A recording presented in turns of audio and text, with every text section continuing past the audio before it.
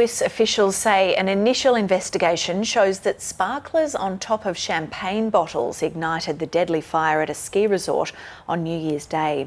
40 people were killed and another 119 injured as the blaze ripped through the busy La Constellation bar at Crans-Montana.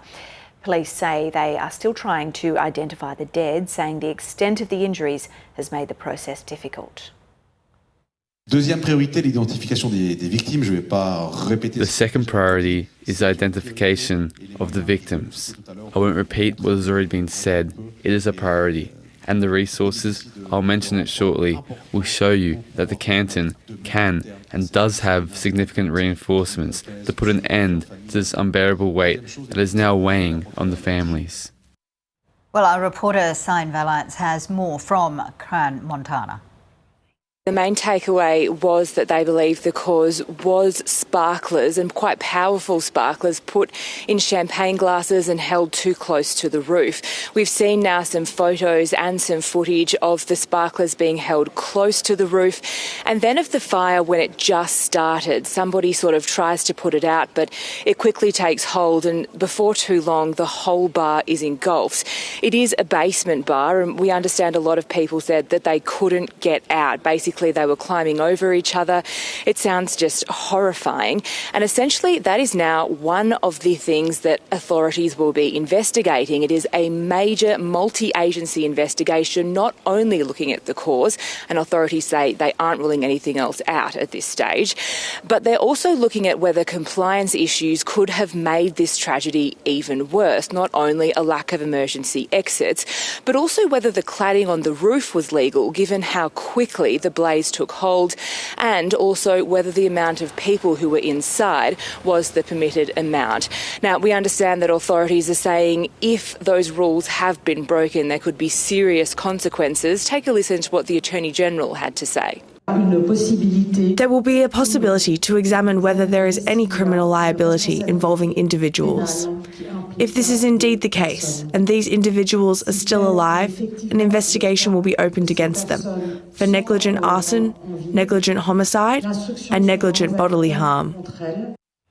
Yeah, some of the vision coming out of that basement bar was really quite shocking, Sian. We know that at least 40 people have died. What can you tell us about the victims? Well, that's still emerging. So far, we've had just a little bit of information trickling out, and everything we've heard so far is that they're all so young, 16, 18, 19 years old. And of course, 14 of the victims who've died haven't been identified yet.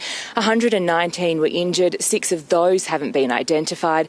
And you heard a little earlier one of the authorities saying that that's just an unbearable weight for families. Well, we talked to some here earlier today, and they were basically saying, you know, one lady whose 16-year-old son was in the bar and she hasn't been able to find him. She's just praying that he's in hospital somewhere. And this has been such a major demand on the hospital system here. Obviously, the Swiss health system is one of the richest in the world, but it's been brought to its knees by the severity and the magnitude of this tragedy. And so now around 50 of those patients are going to be transferred to European neighbours where they can be cared for. And we understand many of them are fighting for their lives. The impact here in the community has been enormous because the permanent population and the seasonal population here is such that everyone knows each other.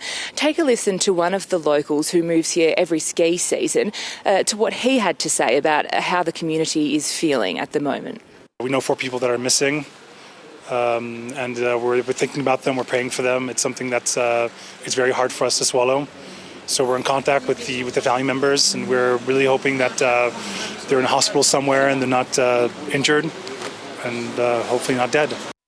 It's just an incredible thing for a parent to have to fathom, and the community is really taking this on board. Emotions are high here, not only grief. We've seen a huge outpouring of emotion, people leaving flowers and candles around the scene.